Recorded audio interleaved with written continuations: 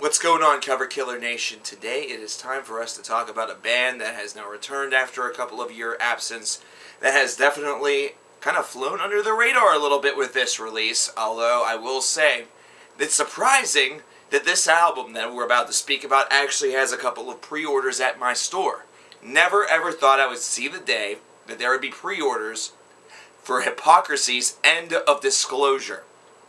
Now, this album was released on March the 22nd, so that would be about, a week and a half ago. However, here in America, its official release date is this next Tuesday, which will be April the 1st. Now, Hypocrisy are that of legends whenever it comes to the heavy metal and death metal scene. Now, this is a band that began with the traditional stylings of death metal, including the lyric content. However, they have since shifted away from ideas of violence and death, and shifted toward the paranormal, the supernatural, aliens. However, with the last couple of albums, that's kind of shifted away a little bit as well. You've seen influences here and there from both sectors kind of combining together. With Virus, it was a little bit more akin toward that traditional death metal vocal, lyrical content ideal. And however, with A Taste of Extreme Divinity, that kind of continued onward. And with this one, I see it kind of being half and half. Now, if you don't know very much about Hypocrisy, if this is your first instance of Hypocrisy, you really aren't that foreign to the concept, especially if you know about organized religion.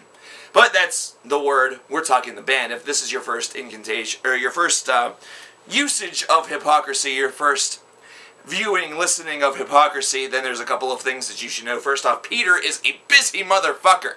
Not only is he in this band, he's also in the band Pain. He also has his own studio. He also is a producer that produces stuff for just about every fucking person on Earth. And he's pretty damn good. These guys are excellent live, and it doesn't really matter which era of Hypocrisy that you really prefer, whether it be the Dark Funeral era, if you really want to call it that, considering their first vocalist went on to become a part of Dark Funeral, become their vocalist, or if you want to go with the Peter Hypocrisy Aliens era or the current era. It's really up to you, but there's one thing that could be definitely symptomatic of each, and that's big riffs. Now, although the riffs in the Peter and Aliens era and the recent era have become a lot more melodic, it is big riffs, they are heavy choruses, interesting subject matter, and Peter just always sounds really good on these records. He always has a very good tone to him vocally, and it's just kind of, it's one of those consistency type of bands that has made Hypocrisy really the legends that they are, to the point where you can no longer say that they're really an underrated band. They're definitely one that has really the correct amount of praise. And it's a band that is on the tips of the tongues of both old and new metal fans. There's a lot of respect that is given to Hypocrisy. Now, with this album, all of those staples have returned. So there really isn't very much to say about the actual sound. It's more about how this album flows. Is it a consistent release? Is this something that definitely has a point A and point B that is achieved in the best way possible, while crafting an album that also is enjoyable to a listener?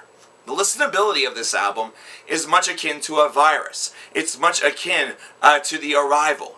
It is not as kind of mixed up as a Catch-22, but it definitely has enough musical ideas that are diverse in nature that it definitely has a consistency all its own, while also expanding itself creatively. I really like these latter era Hypocrisy records because you already know what you are getting whenever you go in. However, the sound continuously sounds fresh. You are always enthralled by the way in which the construction of the track is made. The songwriting is very delectable, and of course, Peter has become so akin to working behind the production desk that the production is now always very, very crisp. A lot of people criticize Catch-22 because they thought it was a bit of a clusterfuck, both with the ideas and that there was a lot of clutter behind the soundboard. I really disagree. That was my first Hypocrisy record, and I still love that record to this day. However, everything has definitely sounded a lot more clean lately as compared to that album. Even I have to admit that. The flow of this record is definitely exquisite. This is one where you feel familiarized with the way in which the style of the music is performed, but it's still done with that freshness because, let's face it, we get a new Hypocrisy album about every 2 or 3 years.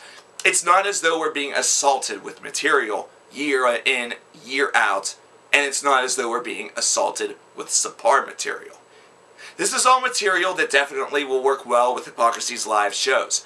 I really enjoy the fact that there is a very, very nice mix of, quick-tempoed songs mixed in with the longer, a little bit more drawn-out, expanding the, the concept, expanding the whole entire body of work with the very final track, which is entitled The Return. And this is something where Hypocrisy has always had a strength, principally because they are not going to be just straightforward death metal on every single track. I think one thing that alienates me a little bit, aliens, from the traditional death metal crowd is the fact that most bands deem that they really have to have that savage brutality through every track and don't really feel as though they need to implement all of that much of a variety. I still enjoy the material. However, I always thirst for a little bit more in the way of variety because I feel that that's what really creates a phenomenal album. Having something that both gets to the point, does exactly what it wants to do, but also has a lot more for you to kind of dive into, a lot more for you to digest, and a lot more for you to really kind of reflect upon.